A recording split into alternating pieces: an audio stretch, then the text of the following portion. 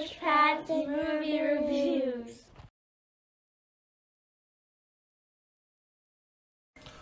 Hi everyone, Average Pat here to sit to chat today about the movie Spider-Man Far From Home.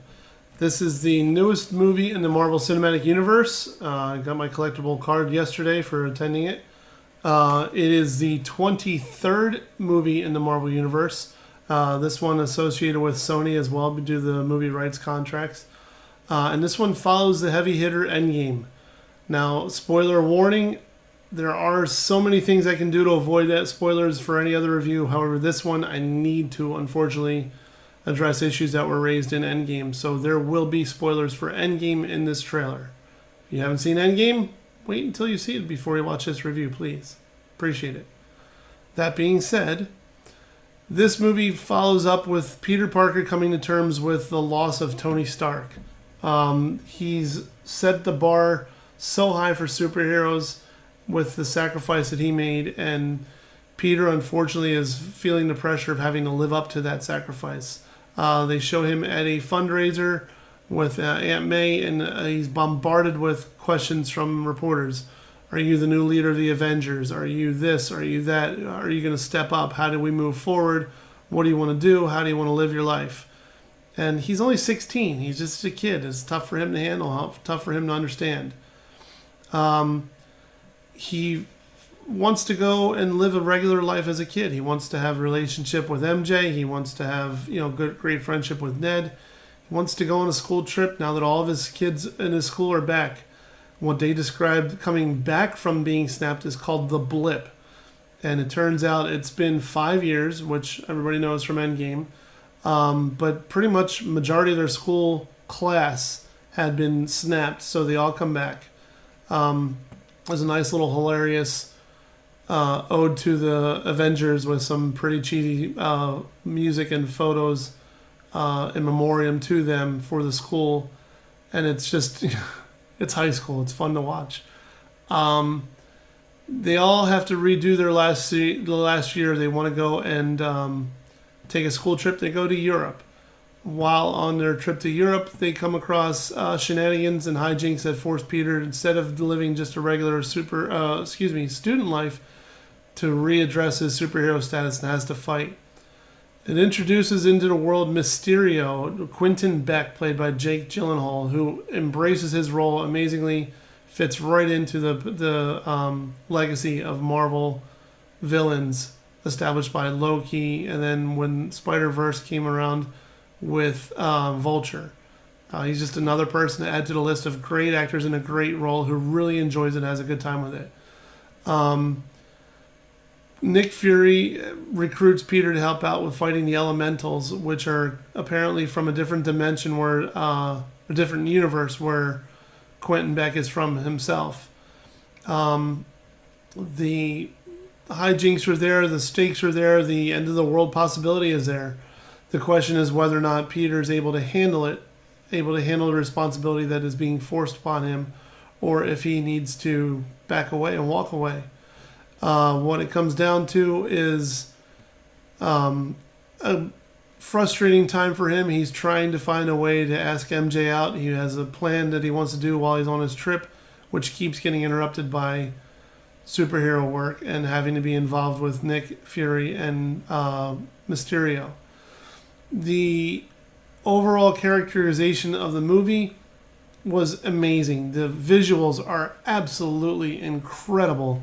Cinematography is great. The transition between scenes and different aspects of scenes is just amazing.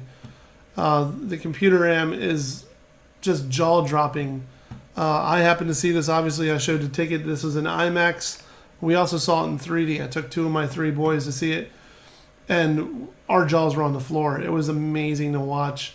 To see how far we've come with computer technology and animation to make it look as realistic as it did is just insane. I can't get too much into the storyline because that will spoil this movie, which I'm not going to.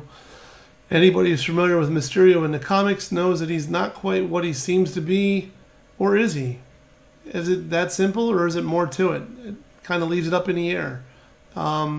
Jake Gyllenhaal does such a great job with his character and how he fleshes him out that you start to try to understand where he's coming from. Is he the new father figure in Peter's life? Is he just somebody from the outside who happens to stumble across and wants to wear the superhero legacy tag? It's really neat to watch a relationship bud and develop and the friendship grow, and the typical superhero life show up in a new aspect without Tony Stark and without Thor or Captain America or anything along those lines.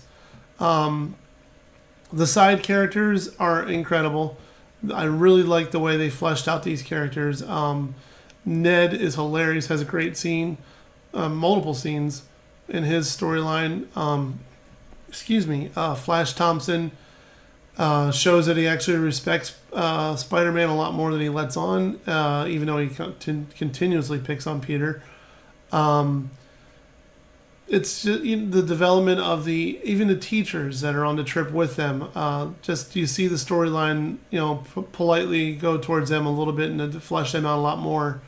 It's fun to watch. It's fun to see how it goes. It takes a lot of the heat and a lot of the weight that was on our shoulders from Endgame off, but still addresses it because you realize this is the first one without the big names backing it up. This is Peter's time to shine or step up and do what he can to make things right. There are two post-credits, mid-credit scenes and a post-credit scene. So there's two credit scenes. You have to stay for both of them. If you don't, you're not a true Marvel fan. But what it does is it sets up the future of the MCU.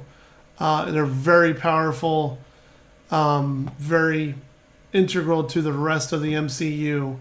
I know it sounds silly because it's just couple seconds, a little bit longer than a couple seconds, but a couple moments of video thrown in at the end of the movie. But they're very crucial to the future of the Marvel universe. So make sure you stay for them. Make sure you address the elephant in the room and wait until the whole entire credits is over, because it's very jaw-dropping, important, even though there's not much there.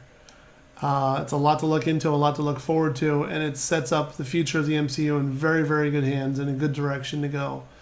And I can't wait for it to see what happens. Overall, I give this movie a 5 out of 5. There are easily great jokes, great one-liners.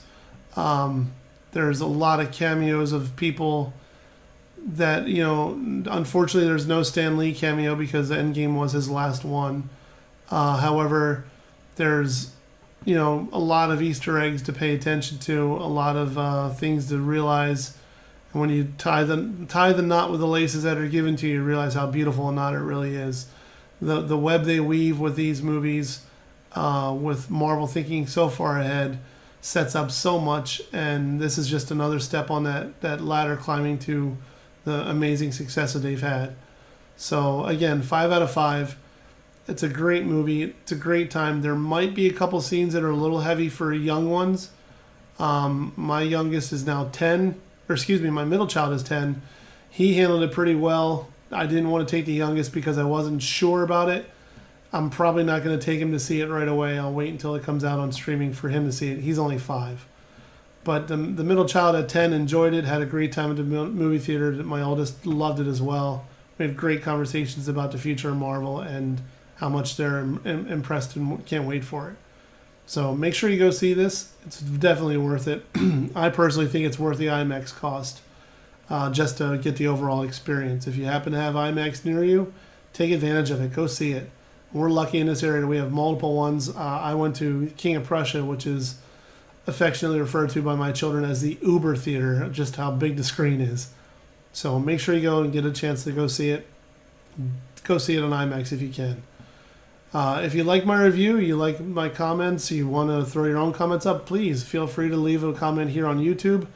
Like it on Facebook, throw a comment up there. Let me know you're enjoying them. Let me know you're watching these.